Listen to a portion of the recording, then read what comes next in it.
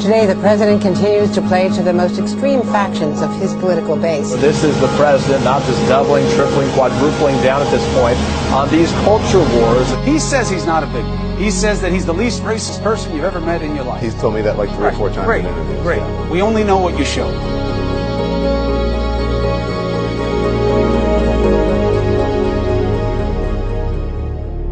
I worked in the mainstream media for many, many years, and my goal as a mainstream media journalist, which is the goal of any mainstream media journalist, is not only to get the biggest story, but the more salacious story on a public figure, a celebrity, or a politician, the better the story is going to do. And the better your story does, that's how you move your way up the ladder in the field of journalism.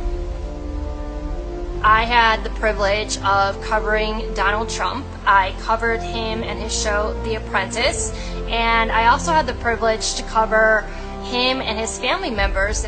Over the years, I would get sometimes tips about President Trump that were salacious, and they were good if they were true. Every tip that I looked into that had any dirt didn't turn out to be true. And I was bummed because that would have elevated my career. A big front page cover story on Donald Trump would have been a huge feather in my cap. So over the years covering President Trump, I wasn't really able to get any dirt on this man. I found the opposite about him to be true, which is that he's actually not a playboy billionaire. He's not a degenerate. He doesn't drink. He doesn't do alcohol. And he's actually a very good stand-up guy who has a big heart, who has done a lot of charity for many people over the years. We're living in unprecedented times right now, and I'm doing this video based off of an article I wrote in 2016 to remind the world who President Trump really is. Let me tell you what Donald Trump has done that's so unthinkable. President Trump will go through the newspaper and read stories about people who are dealing with tragedies. And he will clip out those stories and he will ask a secretary to find these people and he will help them. In 1986, Trump prevented the foreclosure of Annabelle Hill's family farm after her husband committed suicide.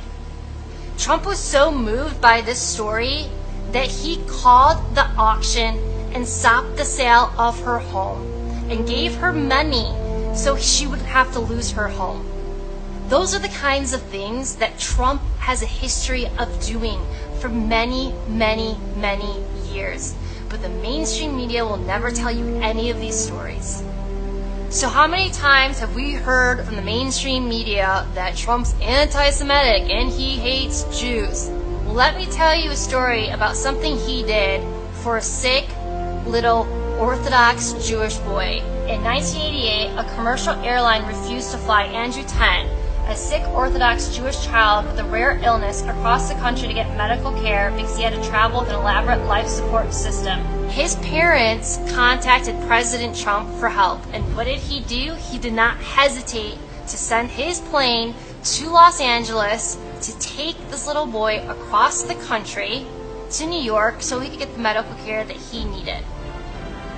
In 2014, Trump gave $25,000 to Sergeant Andrew Tamaresi after he spent 7 months in a Mexican jail for accidentally crossing the U.S.-Mexico border. President Barack Obama at the time couldn't even be bothered to make a phone call to get this troubled Marine released.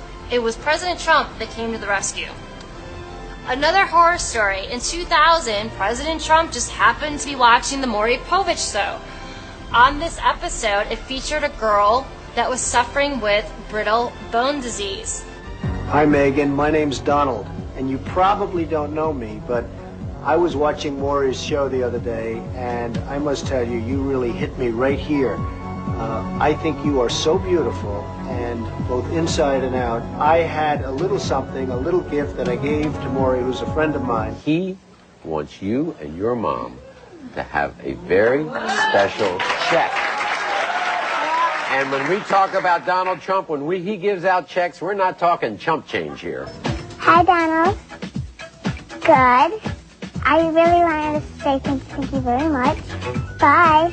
I told him that I thanked him, and he said, well, you're very welcome, and he told me to keep up the good work. Another great story that you'll never hear in the mainstream media happened in 1995. And I just want to know if the story is true or not. You were traveling to Atlantic City, and your limo broke down. Husband and wife pulled up behind, and the husband basically said, I'm going to help him out. So he helped out the limousine, and a week later, the husband and wife received the deed to their house paid off. Was that a true story? It's true. It's true. It's awesome. That just goes to show what type of man he is. A great man. Here's another one. In 2016, Melissa Cunson Young attended a Trump rally and tearfully thanked Trump for changing her life.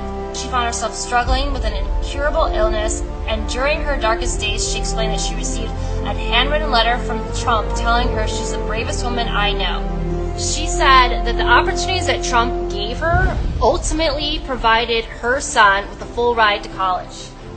Did you know that in 1996, President Trump filed a lawsuit against the city of Palm Beach for discriminating against his Mar-a-Lago club because his club allowed Jews and blacks?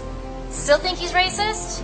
Lynn Patton, a black female executive for the Trump Organization, released a statement in 2016 defending her boss against accusation that he's a racist and a bigot. She tearfully revealed how she struggled with substance abuse and addiction for years.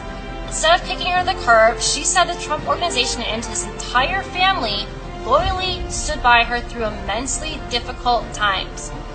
In 2008, American Idol superstar Jennifer Hudson's family members were tragically murdered in Chicago. When President Trump found out about this, he reached out to her and told her that he will put her up in his Trump Tower hotel and cover all the costs. And not only did he do that, he actually provided extra security for her and her family during this difficult time.